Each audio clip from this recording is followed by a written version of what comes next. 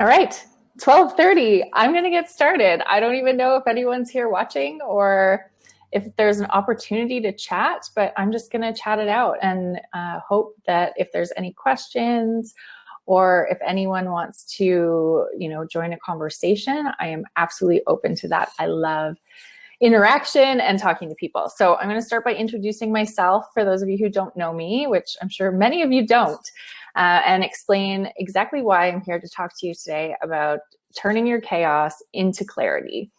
Okay, so my name is Sabrina Greer. I have 3 businesses, so I'm what people call a serial entrepreneur. I am a clarity coach by day. Translation, it means I help women find clarity in what they want, confidence in moving forward, and actually hands-on help them execute their plan. So whether that's starting a podcast, writing a book, creating the life of their dreams, starting a business.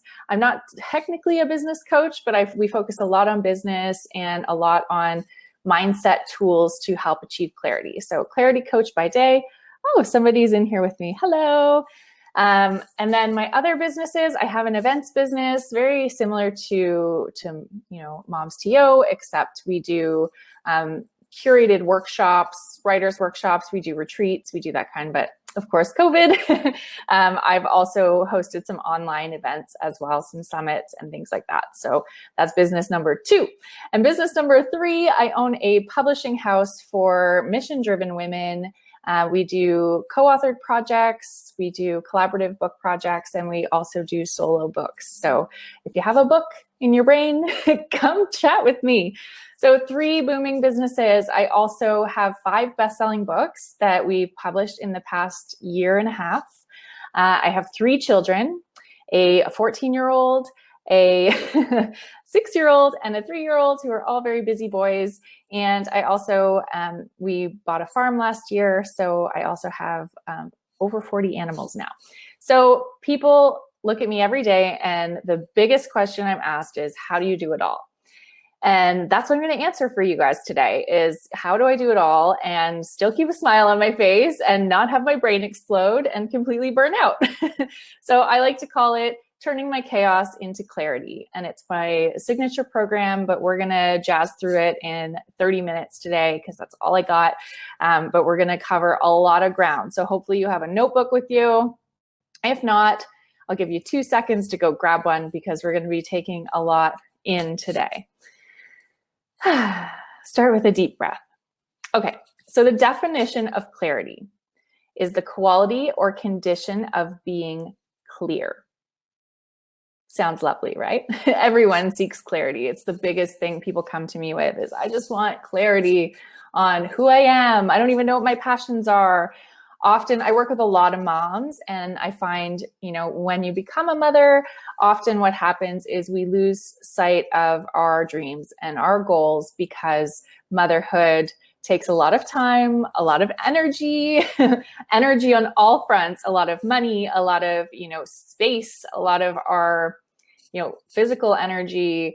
So it takes up a lot of our time, and often our dreams and goals get pushed to the back burner. And that can be quite distracting. So yes, clarity is something that people seek from me often, especially moms, because a lot of people come to me and say, I feel like I've lost myself. I feel like I've lost my goals, or who I was before. I don't even know anymore. And they're feeling very unclear, which is the opposite of clarity, is unclear. So some synonyms for unclear are confused, unsettled, right? These are some words sound like you, maybe. So a big complaint I get, probably the biggest I get, is that they feel scattered and overwhelmed. So what I've discovered through my work is that clarity and overwhelm cannot coexist. So in order to get clear, we need to combat the overwhelm. So overwhelm is the thing that blocks our clarity. So I've figured out what the biggest contributors are to overwhelm and how to combat them. And that's what we're going to talk about today. So I wish I could see everyone and see a show of hands, but I'm guessing at some point in your life, in your career, in motherhood especially, you've felt overwhelmed. I have, so I'm sure you have too. So overwhelm is that feeling of like, I have too much on the go. I can't manage it all. I'm feeling burnt out. I'm done. I just want to go sleep. But guess what? As moms, we don't really get that option. We don't get a day off. We don't get, the space that we desire when we desire it. We kind of have to work around some little people's schedules. And that's okay, because there are tools that we can use to curate that chaos and to really help lean into the chaos and make it work for us instead of against us.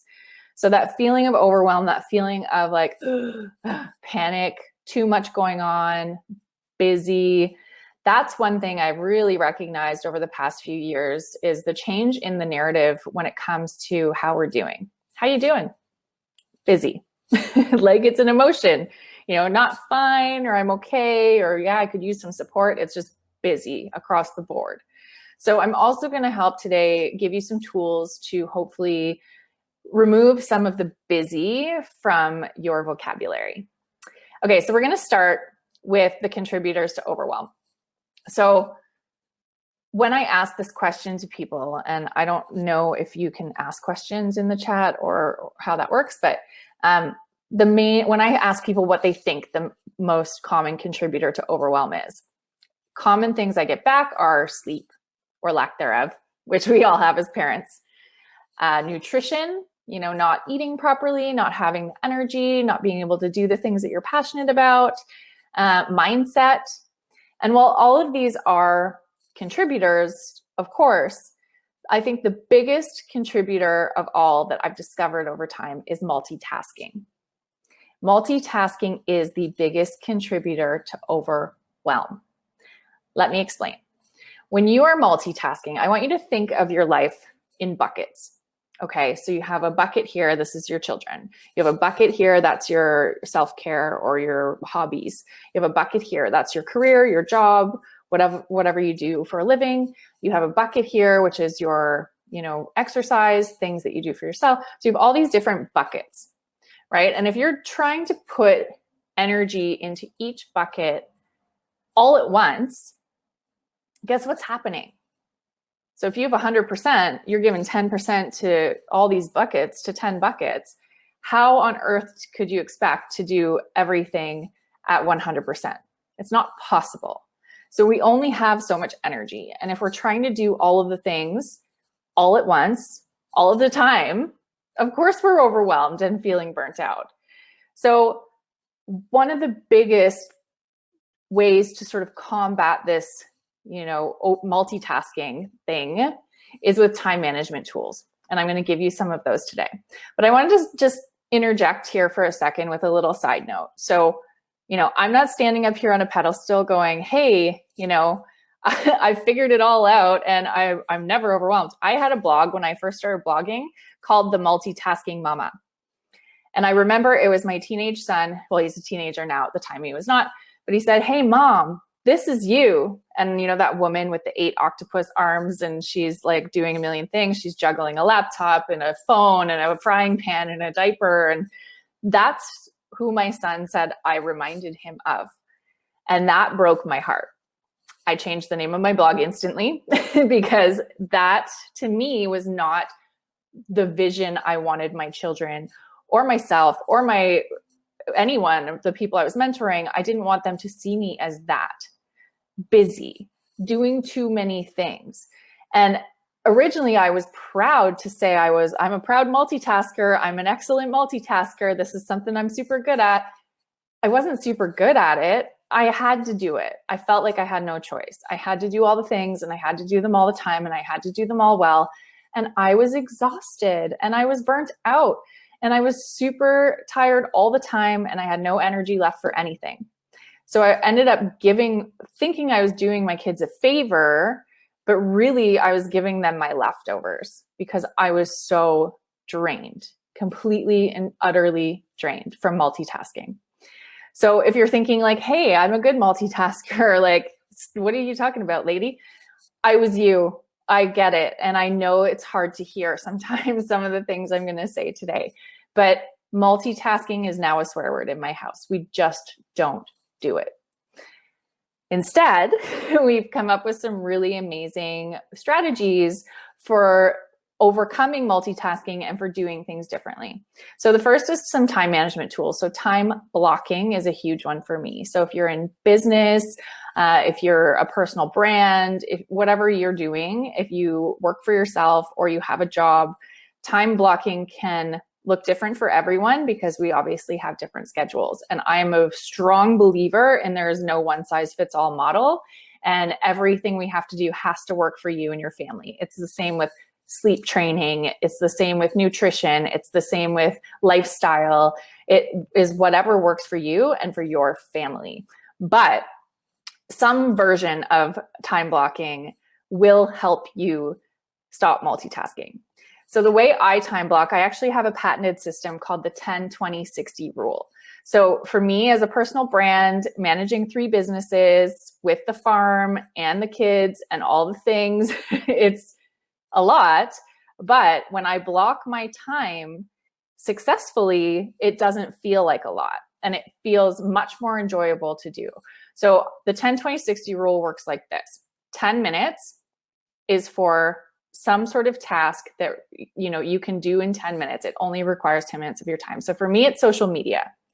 If you don't block social media, if you need it for work, if it's something that you do for your business, which inevitably moving into the online space, for most people it is, instead of just mindlessly going in and scrolling and getting lost in time and getting lost in whatever that is that you're doing, set an intention. So I say, I'm going in to post something. I'm going in to engage with my audience. I'm going into, get a new client. I'm going into post some stories because I'm inspired right now. Whatever it is, I have an intention.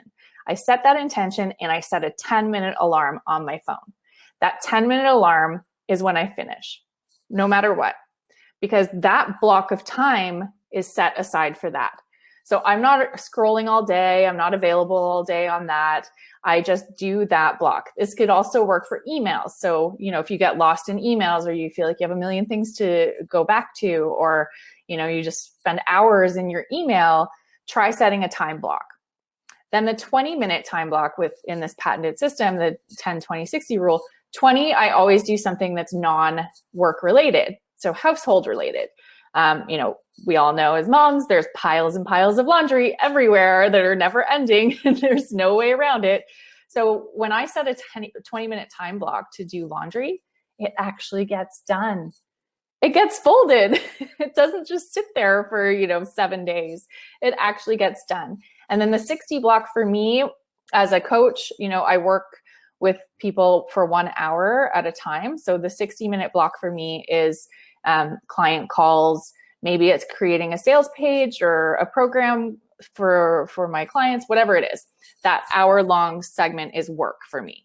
So I know that within my work hours, I'm blocking this time.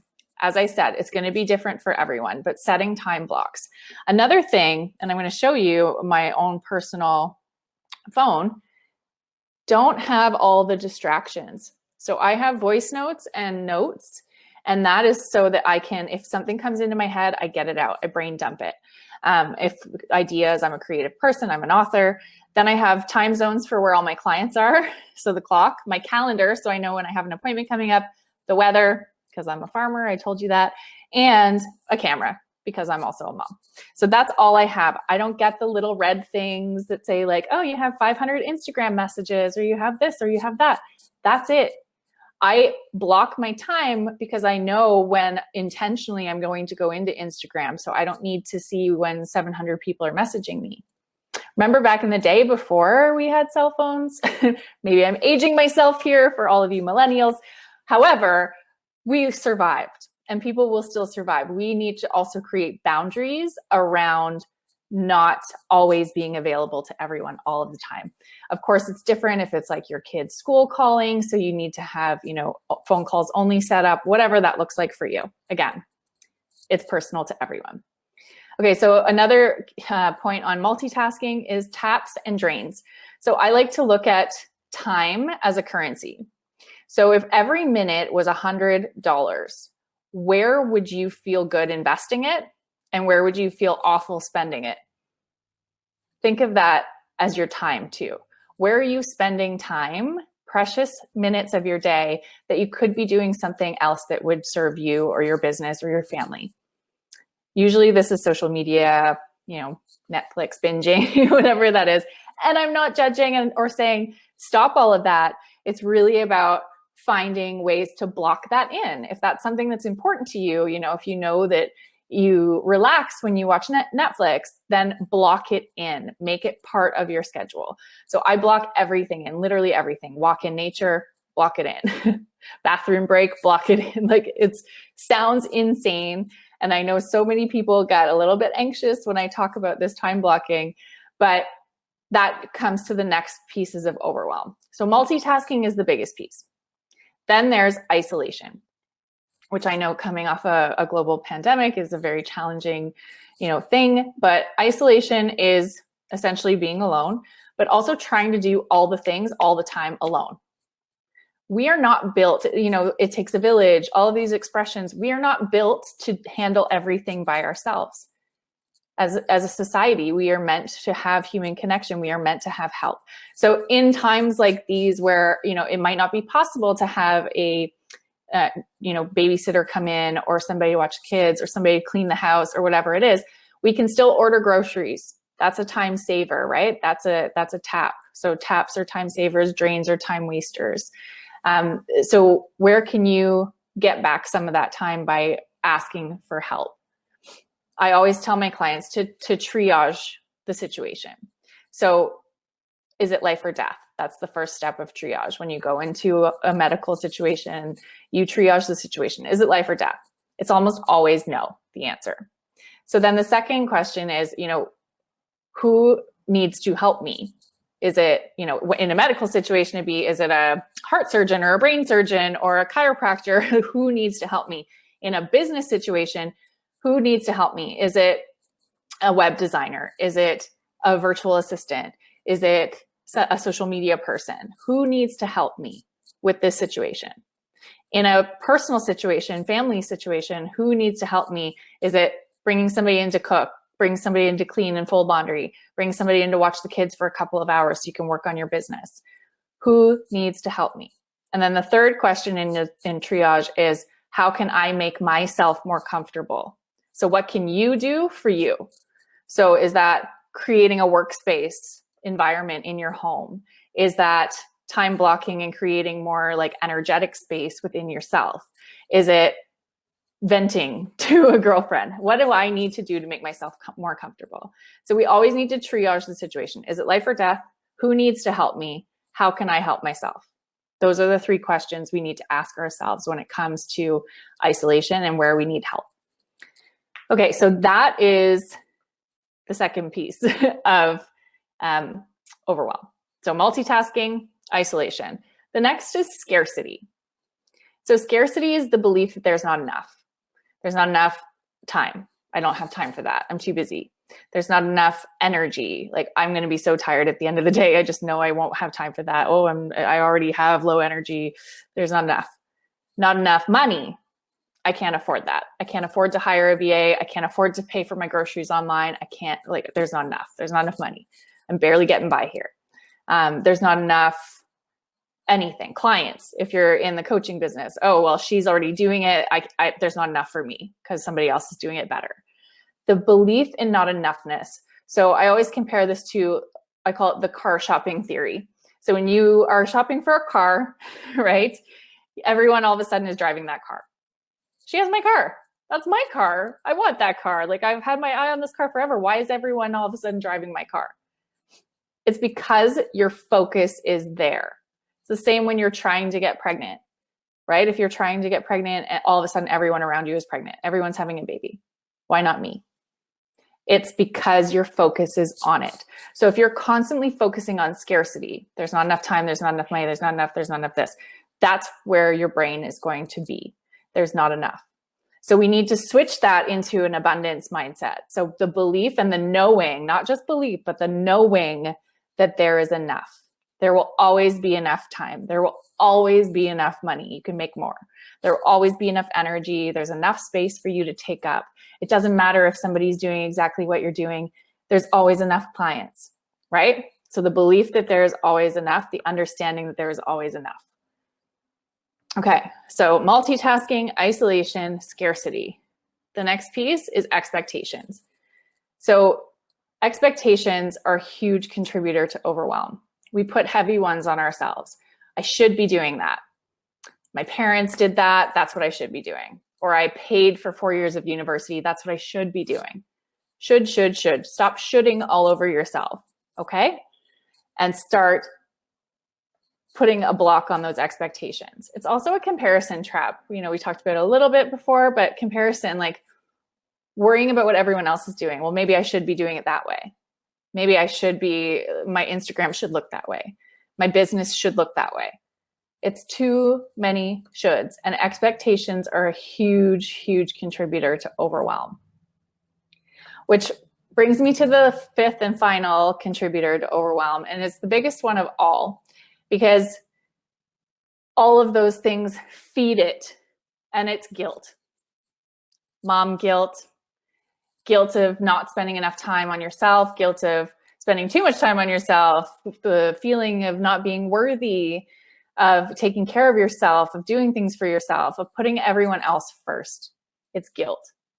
So guilt feeds all of these things, because when we're, time blocking and doing things for ourselves, we feel guilty that we should be doing something else.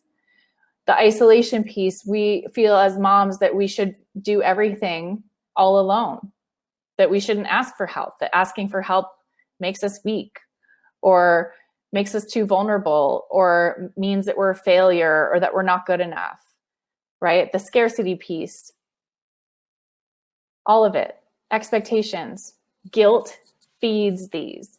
So if we can work on our guilt, on not feeling guilty, then we can start chipping away at these other pieces.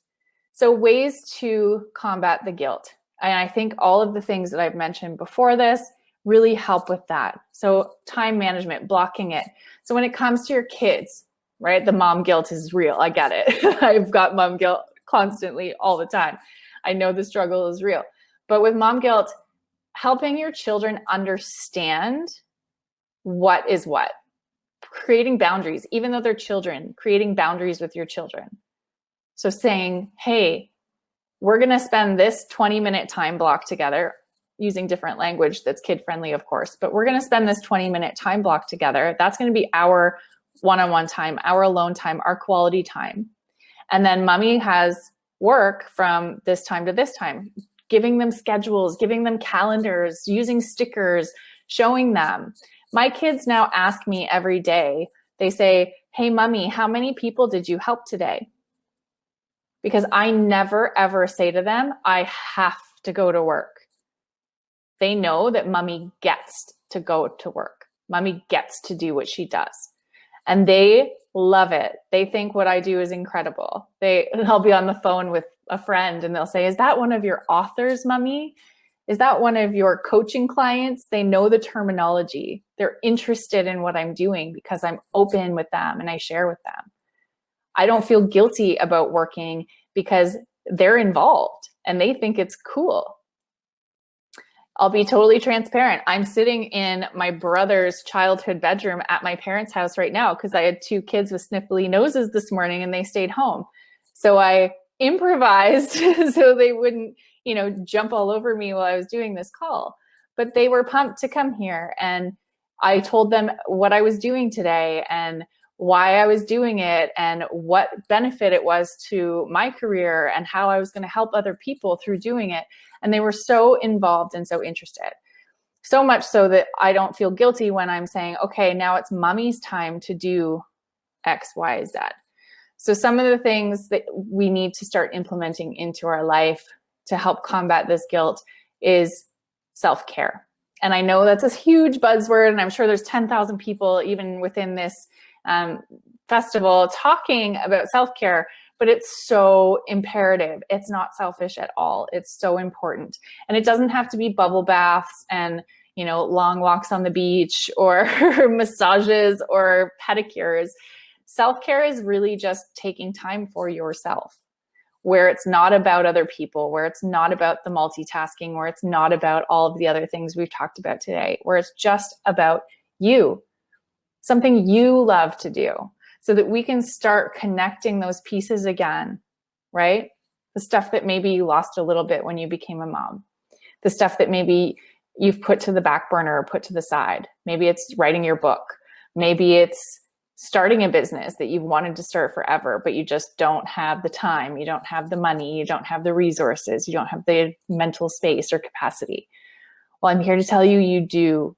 You do. You have everything you need inside of you. You have every single tool, every single bit that you need is right there. It's just calming these other things, the chatter, chatter, chatter.